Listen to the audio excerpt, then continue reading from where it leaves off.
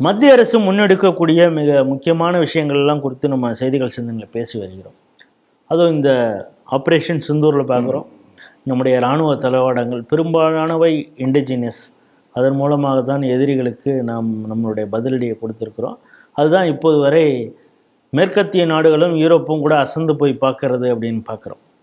இப்போ அதே போல் ஒரு இண்டிஜினியஸ் டெக்னாலஜியை ஒன்று லான்ச் பண்ண போகிறாங்க. என்னென்னா பிஎஃப்எஸ் அப்படின்னு சொல்லலாம், பாரத் ஃபோர்காஸ்ட் சிஸ்டம். இதை அதற்காக இந்த மெட்ரோலாஜிக்கல் இந்த டிபார்ட்மெண்ட் மூலமாக இது ஃபஸ்ட் டைம் இந்த வேர்ல்டில் இந்தியாவிலேயே தயாரிக்கப்பட்ட ஒரு இதன் மூலம் மிக துல்லியமாக வானிலையை கணக்கிடலாம் அப்படின்னு சொல்கிறாங்க. இந்த செய்தி எப்படி பார்க்குறீங்க? இது ஒரு மிகப்பெரிய வரலாற்று சாதனை, அறிவியல் சாதனை. அதாவது நம்ம இதை ரெண்டு கோணத்தில் பார்க்கலாம். ஒன்று சேட்டலைட் வெதர் ஃபோர்காஸ்டிங் என்பது ஒரு பார்வை.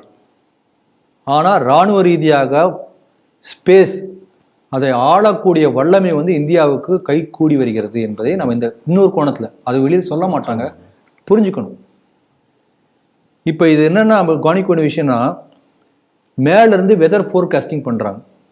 அதை நம்ம எப்படி புரிஞ்சுக்கணும்னா, இப்போ உதாரணத்துக்கு நீங்கள் ஒரு பெரிய ஒரு 10 அடிக்கு 10 அடி ஒரு ஃப்ளெக்ஸ் பேனர் கம்ப்யூட்டர் டிசைன் பண்ணுறீங்க. அது இவ்வளோ பெருசாக நம்ம பார்க்க போகிறோம். ஒரு சின்ன ஒரு கோடு போடுறீங்களோ ஒரு ஏதோ ஒன்று மாற்றுறீங்கன்னா என்ன ஆகும்னா, அது அவ்வளோ பெரிய பேனர் இவ்வளோ பெருசு மாறணும். நம்ம இங்கே இவ்வளோ தான் பார்க்குறோம். அப்போ என்ன ஆகும், டைம் எடுக்கும். நீங்கள் அப்படி பண்ணிட்டு பார்த்தீங்கன்னா, நீங்கள் இந்த கம்ப்யூட்டர் முன்னால் உட்காந்து பார்த்தா தெரியும். ஃப்ளெக்ஸ் பேனர் டிசைன் பண்ணக்கூடிய இடத்துக்கு போய் பாருங்களேன். ஒரு லெட்டர் அழிச்சிட்டு வேற ஒன்று மாத்திரான்னு வச்சுக்கோங்களேன், திருப்பி அது ஓடிட்டே இருக்கும். ஒரு ஃபியூ செகண்ட்ஸ் ஆகும். அப்போ ஒரு 10 அடிக்கு 10 அடி பேனரில் பண்ணக்கூடிய எடிட்டிங்கே இவ்வளோ பெரிய டைம் எடுக்குதுன்னா, ஒரு ஆயிரக்கணக்கான கிலோமீட்டர் தூரம் உள்ள அளவுக்கு ஒரு மேப்ல ஒரு மூவ்மெண்ட்டை, ஒரு வீடியோவை நீங்க எடிட் பண்றதா எவ்வளோ டைம் எடுக்கும் யோசனை பண்ணி பாருங்க. அப்ப ஒரு பெரிய சூப்பர் கம்ப்யூட்டர் என்று சொல்லக்கூடிய மணிக்கு கோடானு கோடி கணக்கீடுகள் போடக்கூடிய கம்ப்யூட்டர் எல்லாமே இது சாத்தியமே இல்லை. அதை முதல்ல நம்ம புரிஞ்சுக்கணும். இந்த முதல்ல சூப்பர் கம்ப்யூட்டர் நம்ம நாடு 1980ஆம் ஆண்டு அமெரிக்காட்ட போய் கெஞ்சுறாங்க, சூப்பர் கம்ப்யூட்டர் கொடுங்க, எங்களுக்கு ஒன்னே ஒன்று கொடுங்க. எதுக்குன்னா இந்த வெதர் ஃபோர்காஸ்டிங்காக. அப்போ அமெரிக்கா மறுக்கிறான்.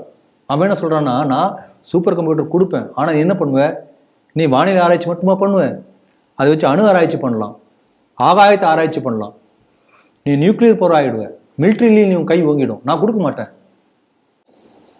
அப்போ இங்கே நம்ம புனேல ஒரு அமைப்பு C-DAC, centre for advance computing, C-DAC என்ற பேர். அப்போ அவங்ககிட்ட அந்த பொறுப்பை ஒப்படைக்கிறாங்க.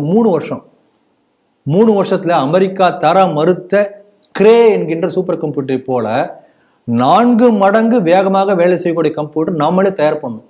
அது பேர் பரம் 8000 என்று பேர். அப்படிப்பட்ட அந்த கம்ப்யூட்டர் வந்த பிறகு நம்மளால இந்த வெதர் ஃபோர்காஸ்டிங் பண்ண முடிஞ்சது. அப்போ நாம் பண்ண முடியும்.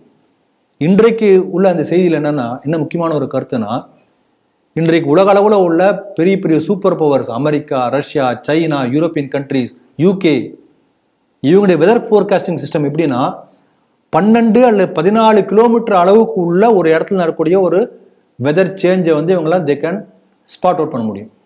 14 கிலோமீட்டர் இதான் ஆவரேஜ்.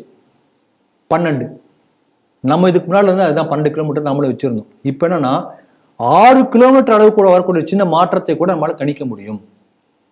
அதுக்கு காரணம் முடியும் எந்த அளவுக்கு இண்டிஜினியஸ் டெவலப்மெண்ட், ஆத்ம நிர்பர் என்பது இவ்வளோ பெரிய சாதனை வந்திருக்கு பாருங்க.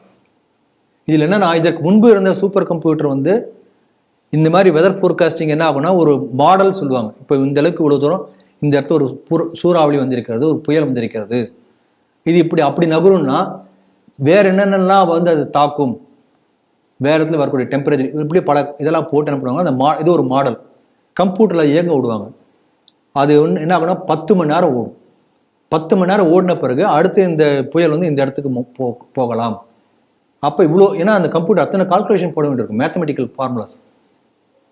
இன்றைக்கு நம்மளுடைய சூப்பர் கம்ப்யூட்டர் அந்த 10 மணி நேரம் செய்யக்கூடிய வேலையை 4 மணி நேரத்தை செய்து முடிக்கிறது. வேர்ல்டில் யாருமே அந்த அளவுக்கு ஃபாஸ்ட் கிடையாது. அப்போ வெரி அக்யூரேட் வெதர் ஃபோர்காஸ்டிங் பண்ண முடியும். இந்த செல் 30 சிவகுமார் சொன்னார் இல்லையா, அவருக்கு இந்த செய்தி போய் சேரணும், பார்க்கணும்னு நினைக்கிறேன். சேட்டலைட்டை விட்டா என்ன ஆகும், இதான் ஆகும், புரிஞ்சுக்கணும் அவர். இது மட்டும் இல்லாமல் அது பாருங்க, அவங்க சொல்றாங்க இந்த சூப்பர் கம்ப்யூட்டர் எதனால சாத்தியம்னா 11.77 பீட்டா ஃபிளாப்ஸ் பெர் செகண்ட் அந்த வேகத்தில் இயங்கும். அதாவது வரக்கூடிய டேட்டா எவ்வளோ வேகத்தில் ப்ராசஸ் பண்ணால் பீட்டா பைட்னு என்ன அர்த்தம்னா நம்ம எல்லாம் தெரியும் kilo byte, mega byte, giga byte, அப்புறம் டெராபைட் சொல்லுவாங்க. 1000 டெராபைட் என்பது ஒரு பீட்டா பைட்.